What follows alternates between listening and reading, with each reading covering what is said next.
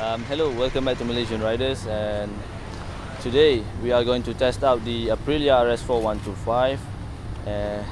Okay, this one is a 4-stroke 125cc engine. This is not the 2-stroke model. But this particular bike, I got it from a friend of mine, so we won't be doing a review. Not really like a review. It's much more towards it's more towards an impression of the bike. So stay tuned and have fun watching it.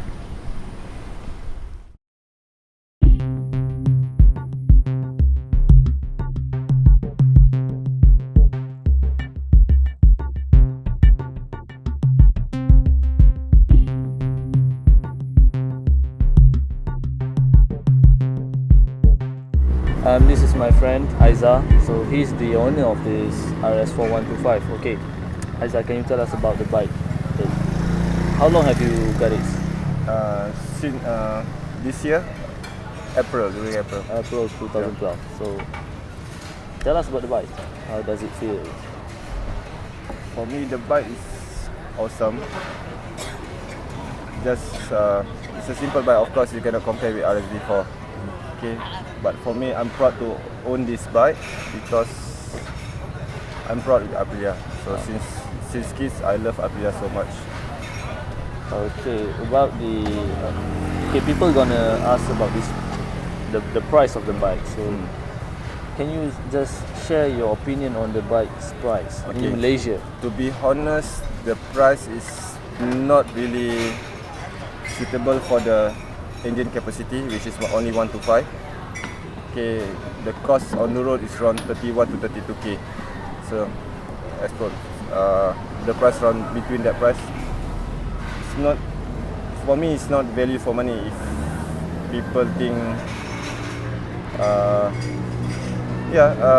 32,000, you think it's value for 125, no, right? So it's quite pricey lah. Yep. For the engine capacity. But going back to, okay, compared with the older model, which is the 2-stroke engine, does it really what do you call it, rise to the standard of the previous model? I mean, the older generation of RS4, RS125. No, I don't think so. It's totally different things. It's totally different production. And for me, this RS4 is free. Like, it's not a free maintenance, but it's easy. The maintenance is very easy compared to that 2-stroke. What else? What else can you say about the bike? How about the fuel efficiency? Since they are 4-stroke, so I think it's very economic. You are previously an owner of the older generation, the RS125. Compared to the older model, how efficient this bike is? For me, for maintenance and fuel and whatnot. Okay, compared to the last bike and this bike, the last bike, the spare part is better during that time. But for the RS4, I think because since the owner is not more than 8 people, if I'm not mistaken. 8 people? Not more in Malaysia, if I'm not mistaken. Yeah. So we have a bit problem on the spare part. Just a bit problem on the spare part. You need to wait longer time to order the parts and everything. Okay, I think that's about it. There's not much else to say. We're going to test the bike and see how the performance in terms of handling and the efficiency of the fuel, I think. Apart from that, I think we just need your permission to have fun with the bike.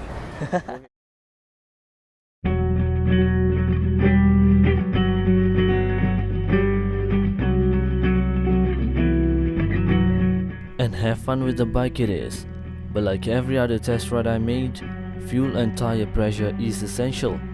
This is just to make sure that I can do my job safely.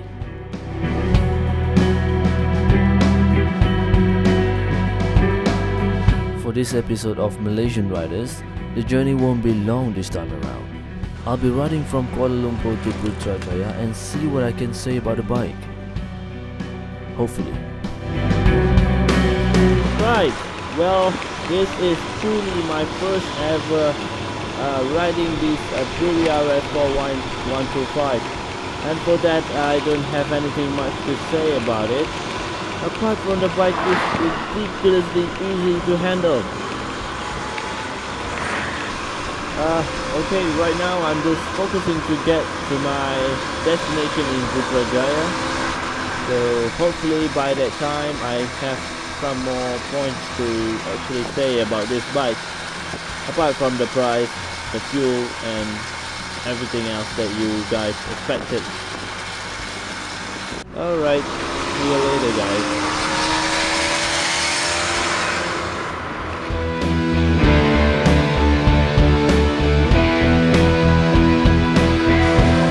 Woohoo! I'm finally here in Putrajaya. Alright, now where is this mosque? Okay.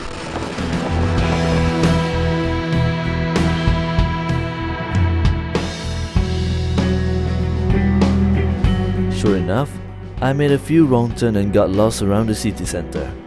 But at least I can show off the bike a little bit, isn't it?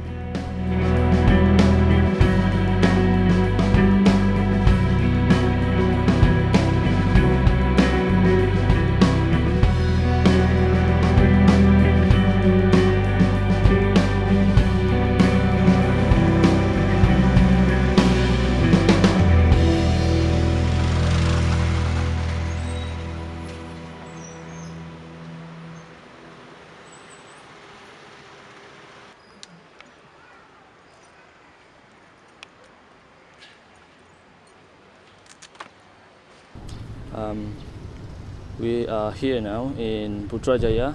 I'm going to stop by at this Putrajaya mosque to have my Friday prayer and have some lunch maybe.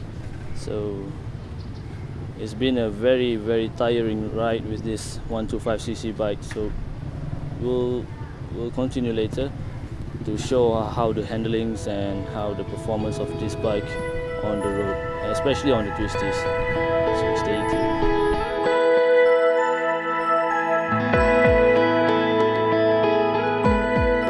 Me and my film crew surely take our time to get our rest, as we will head back on the road to test the bike before the end of the day.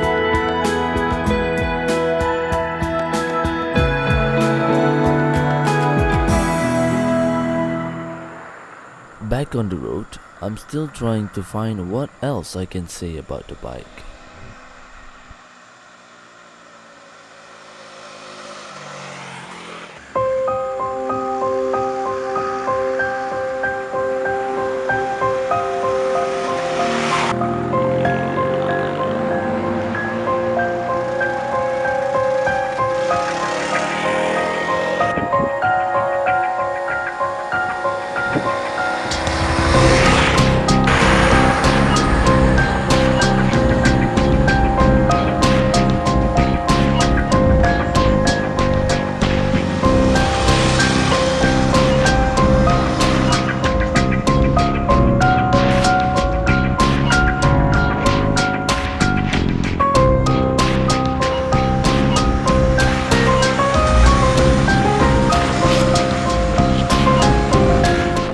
Guys, my time with the bike is coming to an end, so let's find a place to sit and discuss some more about this bike.